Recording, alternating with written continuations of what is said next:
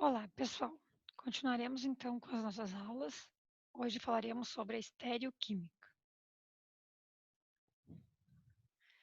Então, nós já vimos um pouco, né, sobre as estruturas, sobre as moléculas, e agora a gente vai estudar então a estereoquímica, que é um ramo da química que estuda os aspectos tridimensionais das moléculas. Então, eu tenho aqui a molécula do metano, né, com o carbono sp3, o ângulo vai ser de 109,5, porque ele vai estar no espaço com a geometria tetraédrica. Então, tenho aqui ele um modelo, né, tridimensional, para frente essa bola aqui, para trás aquela outra aqui, ó, para trás e uma para frente e a outra no plano. Quando eu tenho dois carbonos ligados, né, um etano, eu posso girar essa minha molécula. Lembra que a gente viu na projeção de Newman, né?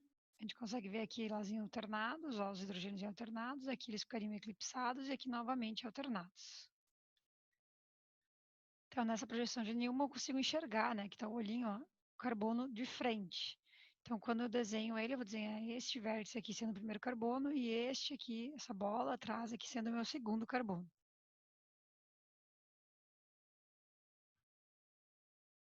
Então, podem existir substâncias diferentes com a mesma fórmula molecular, que é um fenômeno chamado isomeria. Iso é igual, menos parte, então partes iguais. Portanto, a substância com a mesma fórmula molecular, que apresenta propriedades químicas e físicas diferentes, são chamados isômeros. Então, eu tenho aqui, né, o álcool etílico, um álcool aqui, ó, hidroxila, que tem fórmula C2H6O, e o éter dimetílico, ele vai ter a fórmula, né, C2H6O igual a do álcool etílico, porém a estrutura dele é diferente. Né, olha aqui, ó, a molécula do éter, né, do oxigênio no meio dos dois carbonos, é característica do grupamento éter. Então, os isômeros são substâncias que contêm a mesma fórmula molecular, mas conectividades diferentes, ou seja, não são idênticas. Diferem-se em duas classes, os isômeros de constituição e os estereoisômeros. Então, os isômeros de constituição diferem na maneira que seus átomos estão conectados. Por exemplo, forma molecular C4H10, eu posso ter o butano, né? E posso ter também o 2-metilpropano, que vai ter a mesma fórmula molecular. C3H7Cl, eu posso ter o cloropropano, ou posso ter o 1-cloropropano, ou posso ter o 2-cloropropano. São conectividades diferentes para a mesma fórmula molecular. Né? O C4H10O, ele pode ser o 1-butanol, ou ele pode ser o dietiléter. Então, esses são isômeros de constituição. Tentem fazer agora aqui, ó, exercício. Escreva as fórmulas estruturais dos isômeros constitucionais com a fórmula C4H8. Tentem fazer. Né? O primeiro que vocês vão fazer provavelmente vai ser linear, e aí não vai dar, né? Porque vai ter hidrogênio faltando. Então, tentem botar uma dupla, tentem fazer ciclos.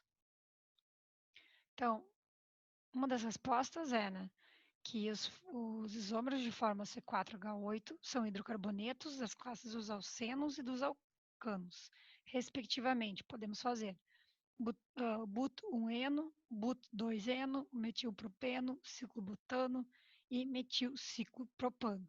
Então, nessa aula você já tem condições, né, de tentar fazer essas moléculas, o desenho delas em bastão, sozinhos.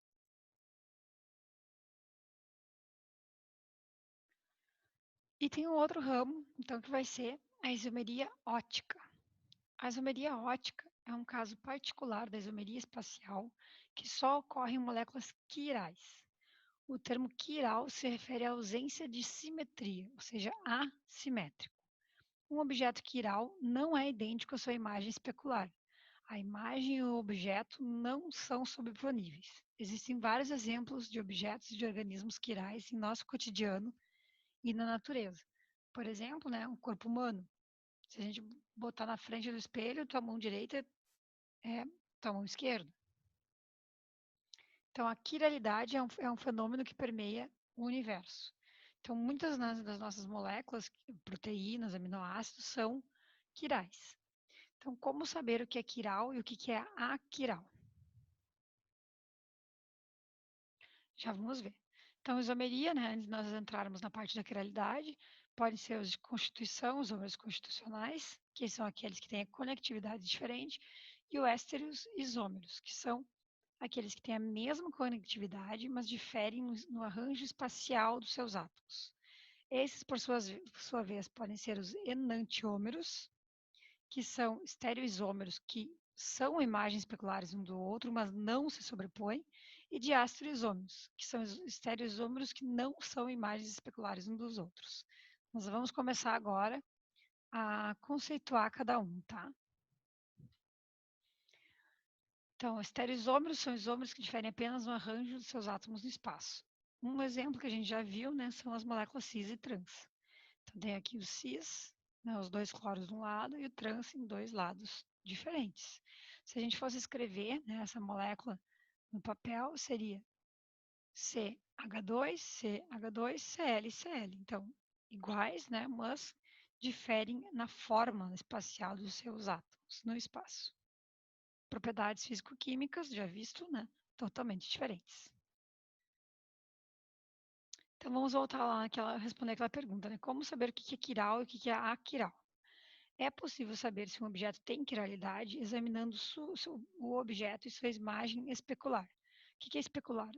É quando eu coloco algo no espelho, tá? Então, vai ser quiral, aquele que não é sobreponível à sua imagem especular.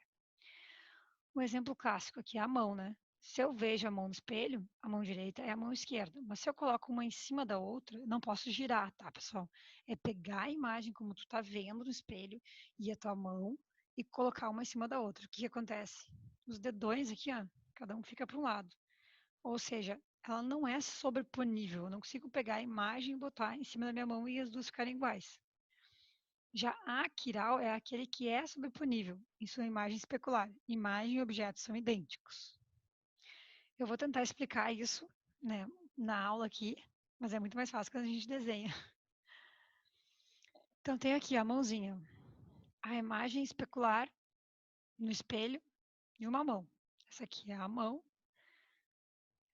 direita e eu vejo a mão esquerda. Quando eu pego essa mão e coloco em cima, aqui, ó, da minha imagem especular, eu vejo que elas não são sobreponíveis, ó.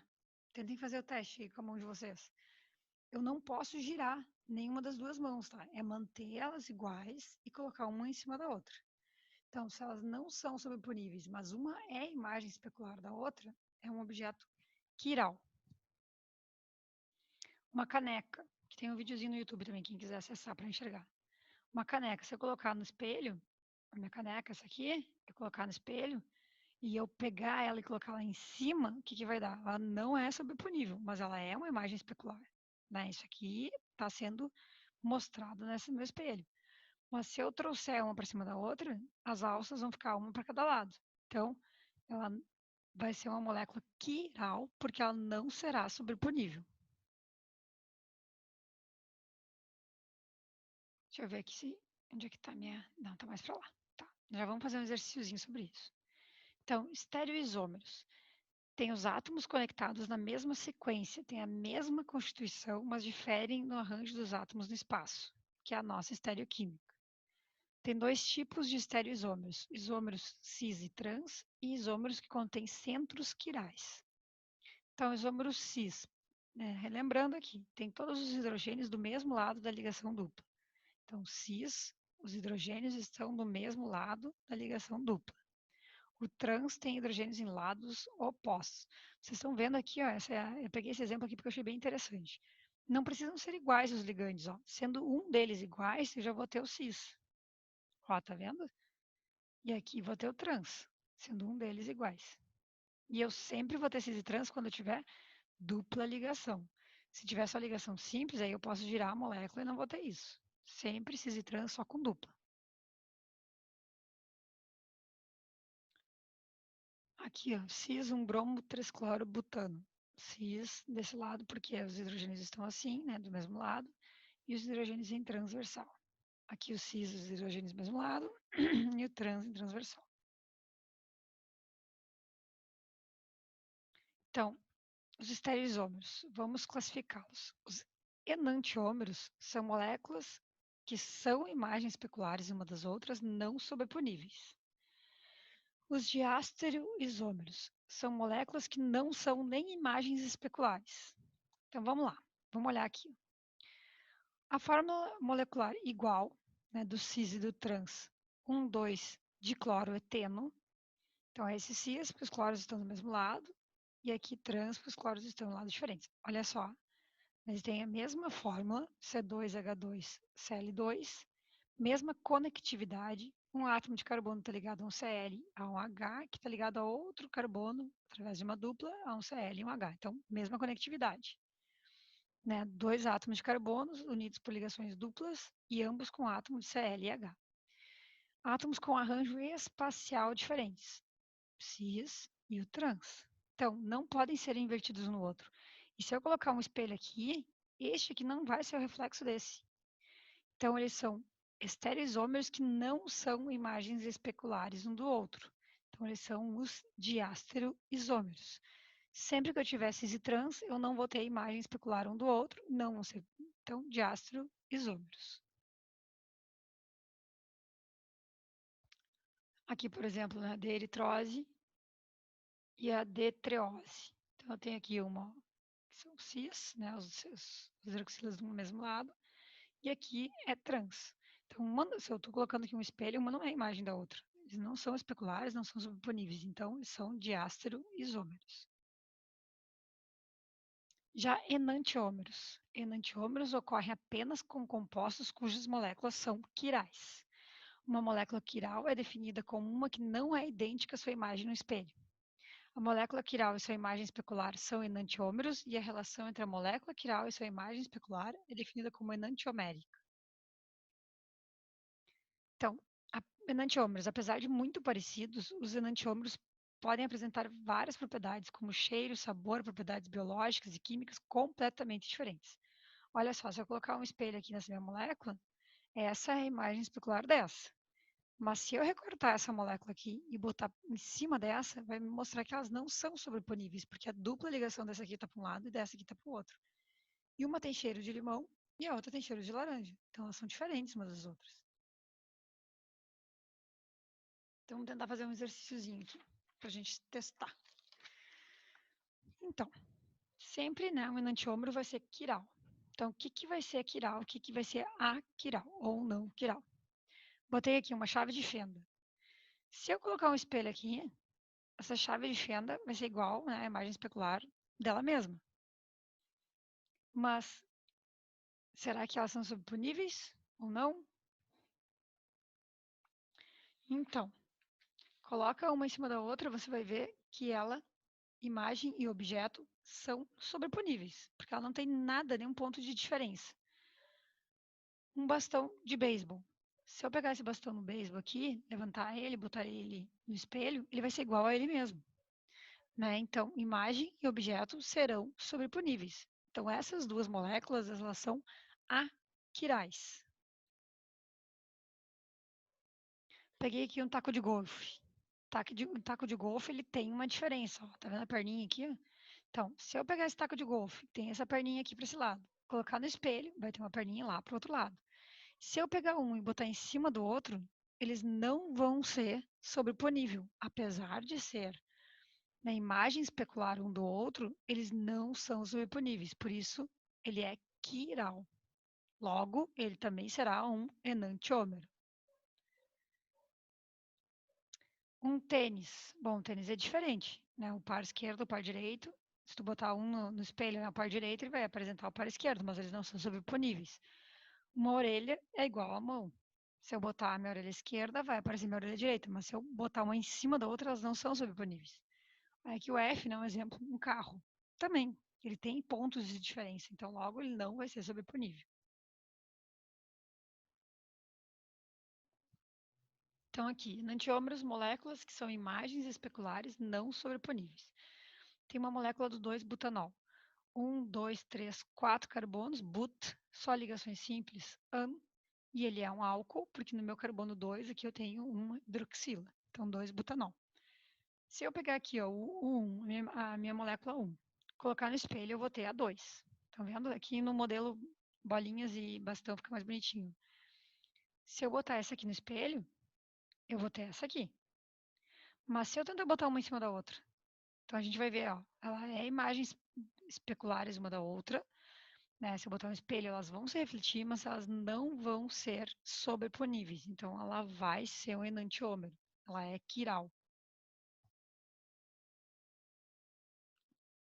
Então, uma vez que os modelos 1 e 2 são imagens especulares um do outro, que não se sobrepõem, as moléculas representam enantiômeros. Então, como que eu reconheço, né, de um modo mais fácil quem é enantiômero? Então, uma fórmula, mas não a única, de reconhecer um par de enantiômeros é sempre possível para as moléculas que contêm um átomo tetraédrico com 4 diferentes grupos ligados a ele. Uma molécula é sp3, ou seja, só ligações simples. Aqui, por exemplo, no butanol, ó, se eu abrir a estrutura, eu tenho um metil para o lado de cá, tem um carbono aqui, né, que é onde está ligado o meu álcool, a hidroxila. Para lá eu vou ter um hidrogênio e para cá eu tenho um grupo etil. Então eu tenho um metil, uma hidroxila, um etil e um hidrogênio. 4 ligantes diferentes. Neles estão aqui, esse meu carbono vai ter um centro de quiralidade. Quando eu tenho esse centro de quiralidade, quando eu consigo identificar que minha molécula vai ser um enantiômero. Ok? Ó, colocando no espelho aqui a minha molécula, mas um não é sobreponível ao outro. Então aqui eu tenho também uma molécula quiral. Ó. Por quê? Porque este carbono está ligado a um hidrogênio, a um flúor e um Cl, e para cá um CH3. Então este carbono aqui ele é assimétrico e é um carbono ligado a 4 grupos diferentes. Então é um centro de quiralidade.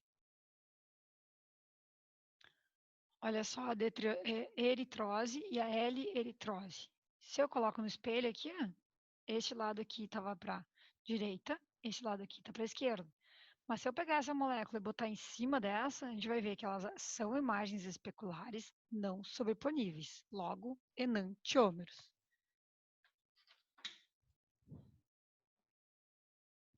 Então, eu coloquei aqui um exemplo, né, de exercício. Os compostos representados abaixo, determine quais deles apresentam um carbono assimétrico ou quiral.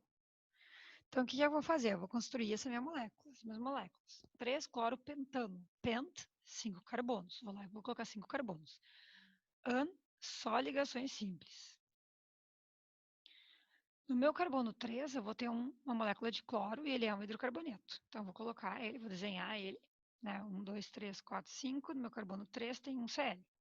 Então, eu vou ter para cá um etil, para cá um etil. Opa, não vou ter centro de quiralidade.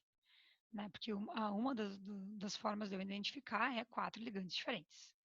Vamos para o exemplo 2. 2-bromo-butano. Então, vou lá e vou construir um butano, 4 carbonos. Só ligações simples. No meu carbono 2, eu tenho um bromo.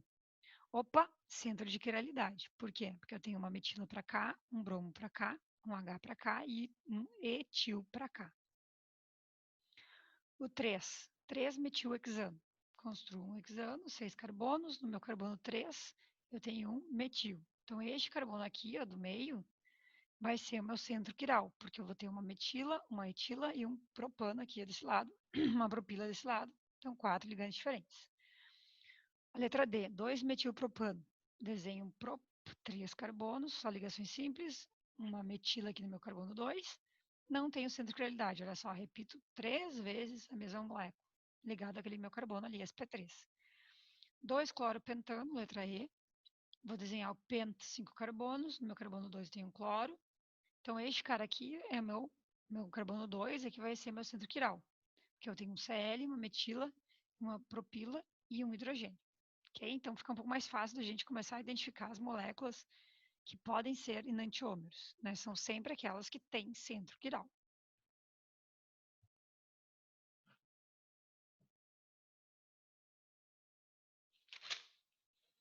Então, vamos lá. Moléculas que têm um plano de simetria, ela não poderá ser quiral, porque ela possui esse plano de simetria interno. O que é esse plano de simetria?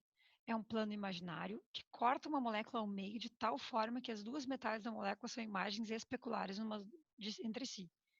Eu vou colocar aqui um espelho, ó, vou ver que esse lado aqui é igual a esse lado aqui. Então, ela vai ser a quiral. Já uma molécula quiral tem 4 ligandes diferentes. Então, também é uma forma da gente enxergar, né, essas quiralidades.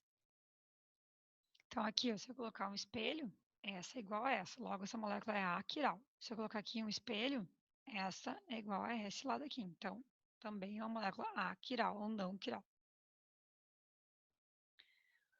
Aqui eu vou ter um outro exemplo, né, de um exercício. Analisando a estrutura molecular do ácido lático, mostrado a seguir, podemos afirmar que ela, CH3, CHOH e COOH. Então, apresenta isomeria geométrica, possui apenas um centro quiral, um carbono assimétrico, possui apenas um carbono quiral, vamos ver aqui, esse carbono aqui tem um ligante para cá diferente, dá para cá diferente, o H diferente e para cá diferente. Então, resposta certa. Ele não apresenta geometria geométrica, pois não possui C dupla. O que é geometria geométrica? Cis e trans. Se não tenho duplas, então não, né? Possui apenas um carbono quiral, que é o carbono 2, apresenta átomos com hibridização sp3, ok? Bom, agora nós vamos começar a dar nome para esses carinhas aí.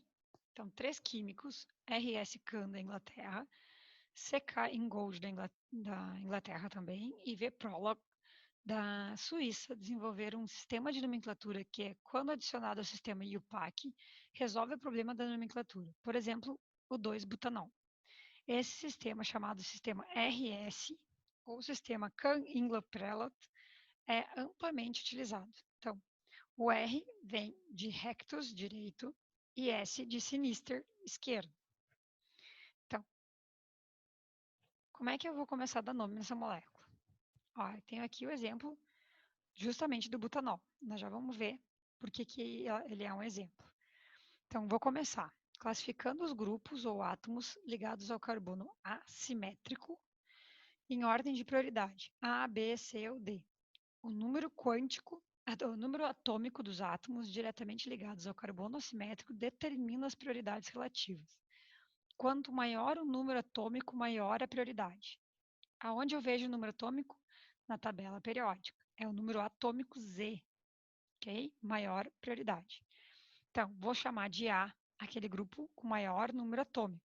E vou chamar de D o menor número atômico. Então, tenho aqui o butanol, 2-butanol, carbonos, aqui está meu carbono assimétrico, né, quiral, com 4 ligantes diferentes. Para cá eu tenho uma hidroxila, para cá um hidrogênio, para cá uma metila e para cá uma etila. Então, maior número atômico entre oxigênio e hidrogênio e carbono vai ser o oxigênio. Ok? Então, meu menor número atômico de carbono, oxigênio e H vai ser o hidrogênio, H, vai ganhar o D.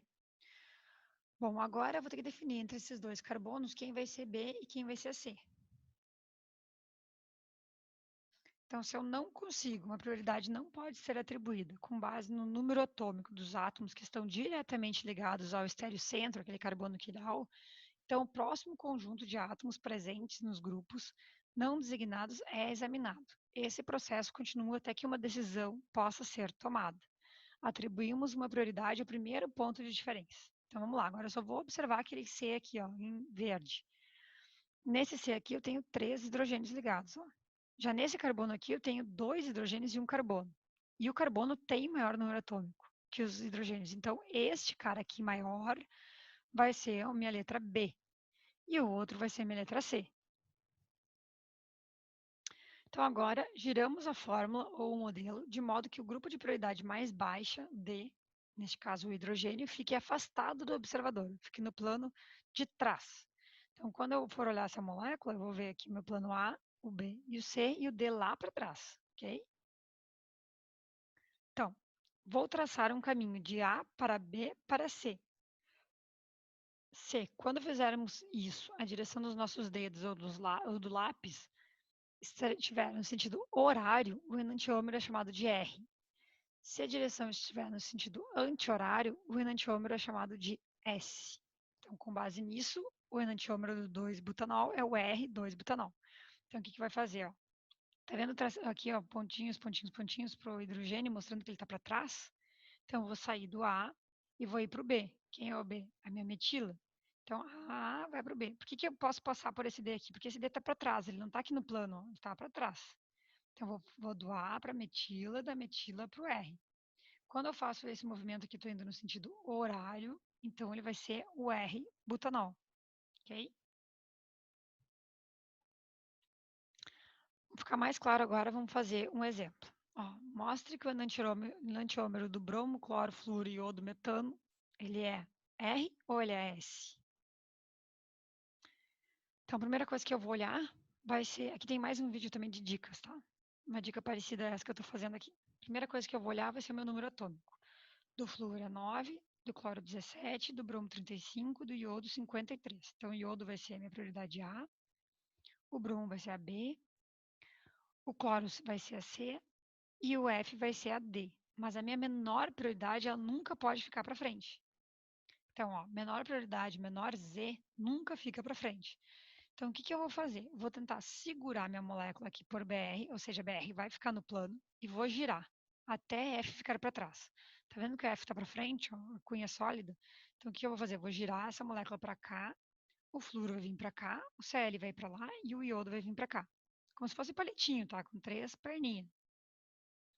Quando eu fiz isso, ó, girei, segurei pelo BR, o flúor foi para trás, o cloro foi lá no plano e o iodo veio para frente, tá? Quando isso aconteceu, bom, então se a minha prioridade D está para trás, perfeito, posso dar agora minhas prioridades. A para o iodo, B para o flúor, C para o cloro e B para o BR, C para o cloro e F para o flúor, está lá para trás, D. Então agora a seta pode sair de A e ir para B e para C. Pode passar por D, porque D está fora do plano, está para trás. Se eu fosse fazer isso aqui para o lado contrário, ele seria dado a minha prioridade errada. Tá? Eu iria para o B, para o C em vez do B. Eu tenho que ir do A para o B. Então, vou fazer, né, minha setinha aqui, ó, do A até o B. Não importa a F que está para trás. Então, isso aqui deu o sentido anti-horário. Então, vai ser S. Então, vou ter o S, bromo, cloro, flúor, iodo, metano. Ok? Acho que deu para pegar um pouquinho, né?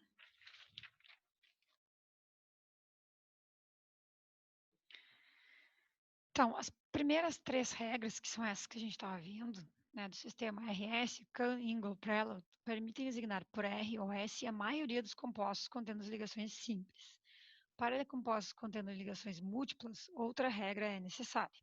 Então, se tiver ligações duplas ou triplas, são atribuídas prioridades como se ambos os átomos estivessem duplicados ou triplicados. Ou seja, se eu tenho uma dupla aqui do carbono com Y, é como se eu tivesse um carbono ligado a 2 Y ou um Y ligado a 2 carbonos. Se eu tiver triplas, então esse carbono aqui está ligado 3 vezes com o Y. Ó. Então, este carbono aqui vai estar ligado 3 vezes com o Y.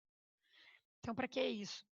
Para que depois, se eu tiver que ficar olhando as prioridades, igual a gente fez com aquele primeiro ponto de diferença, isso cause realmente uma diferença na minha molécula. Ok? Onde os símbolos entre parênteses são representações das duplas ou triplas de átomos de uma extremidade na ligação múltipla. Então, a primeira coisa que eu tenho que ter claro, né, são os meus substituintes, por ordem decrescente de prioridades. Então, do menor, né, decrescente do maior para o menor. Então, eu vou ter aqui o Cl, o OH, o SH e o H. Então, eu tenho que olhar, né, lá o número atômico na tabela periódica. Façam isso também, tá, gente? Tentem fazer sozinhos também. Então, vamos ver aqui, meu maior, vou olhar só pelo número atômico. Vou olhar lá na tabela periódica, o cloro, o O, o S e o H. Depois, na letra B, esse é o mais simples. A letra A é mais simples, eu vou dificultando. CH3, CH2BR, CH2Cl, CH2OH. Então, agora, né, não posso tirar a febre ali, não posso dar minha prioridade pelo primeiro ponto de diferença, porque eu tenho todos os carbonos, carbono, carbono, carbono. Então, eu vou olhar para quem eles estão ligados. Segundo o maior número atômico dos halogênios, BR vai ser maior que Cl, que vai ser maior que O, que é maior, por sua vez, que hidrogênio. Então, se eu tivesse que dar prioridade, já saberia. BR maior que Cl, maior que O, maior que H. Igual a letra C. Eu sei que o H vai ser minha menor prioridade. Entre O, C e C, o O tem maior número atômico. E agora, como é que eu vou diferenciar esses caras? Bom, esse C aqui está ligado a um O e um H. Então, vai ser maior que esse aqui que está ligado apenas a Hs. Então, meu maior vai ser o O, depois o CHO, depois CH3, depois, por último, Cl.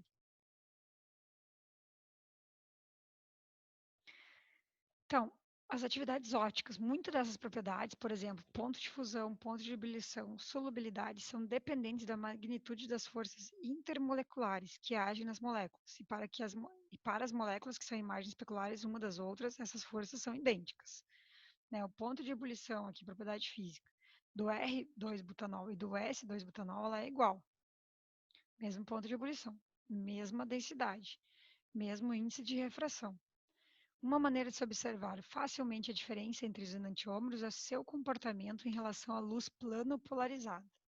Quando um feixe de luz plano polarizado passa através de um enantiômero, o plano de polarização gira.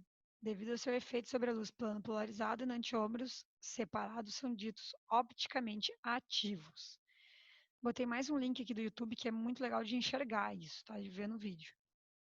Então, o aparelho usado para medir esse efeito da luz plano polarizado sobre compostos opticamente ativos é um polarímetro. Então, o que eu vou ter aqui, né? O observador, a escala, o plano de polarização na luz. Aqui eu tenho o tubo do polarímetro, onde vai ficar a amostra, polarizador e a luz.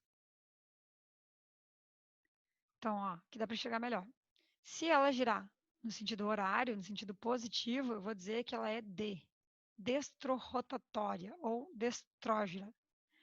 Se ela girar para o sentido anti-horário, para o S, ela vai ser levorotatória ou levógira. Aqui. Então, se passa a luz polarizada pelo meu isômero destrógeno, eu vou girar no sentido horário, no sentido positivo no R. Então, vou ter esse giro na luz polarizada. Se eu passar a luz polarizada pelo isômero levógiro, eu vou ter a luz polarizada para o lado esquerdo, no sentido anti-horário. Isso pode parecer não importante, mas é extremamente importante. Tem diversos remédios que só funcionam um dos enantiômeros. Tem um caso clássico de um medicamento que era utilizado muito tempo atrás, que apenas um dos sentidos ele era contra enjoos, ele foi muito usado em grávidas, ele era um remédio para enjoos, e depois eu coloco o link para vocês da reportagem. E quando ele girava a luz para o outro lado, ou seja, quando ele girava no sentido contrário, ele causava uma formação nos fetos. Então, vocês veem como isso é importante. Não parece ser, mas é. Entendeu? Por isso que vários medicamentos, por exemplo, têm ali um D ou um L na frente, que é justamente o sentido na qual ele gira. Para que isso? Porque quando a pessoa for fazer a fórmula, ela saber exatamente qual é o enantiômero que ela tem que fazer, que é o que vai dar a utilidade que está se buscando com o medicamento. Eu tenho como calcular, tá, o quanto essa rotação ela vai existir, né, o quanto ele vai desviar a luz. Não é muito objetivo da nossa disciplina, mas eu vou mostrar para vocês como é que faria, tá? Então, a concentração, né, a rotação específica vai ser a rotação observada no meu equipamento, dividido pela concentração da solução em gramas por mililitro da solução, pelo comprimento do tubo, ok? Então, assim que eu faria a fórmula da rotação específica. Então, eu tenho aqui, para o R-butanol, por exemplo. Olha só, se eu botar um espelho, né, eu consigo enxergar o outro, né? São imagens especulares, mas se eu colocar um em cima do outro, eles não são sobreponíveis. Porque aquele carbono aqui, ó, ele é quiral. Então, eles não são sobreponíveis. São enantiômeros.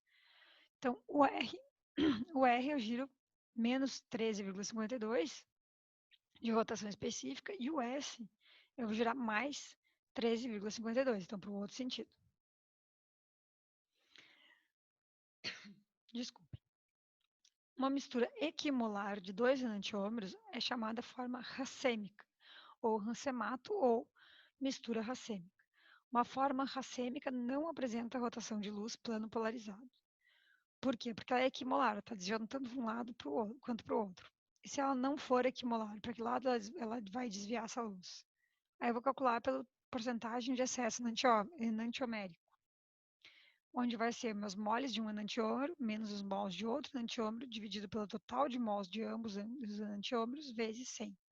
Então, vai ser o meu excesso e vai me dizer para que lado dos dois lados ele vai ir. Aqui, outra reportagem. De grande interesse recente para a indústria farmacêutica e para a US Food and Drug Administration dos Estados Unidos é a produção e venda de drogas quirais, ou seja, drogas que contêm um único enantiômero, além de um rancemato. Em alguns casos, essa droga tem sido vendida como rancemato por muitos anos, embora apenas um enantiômero seja o agente ativo.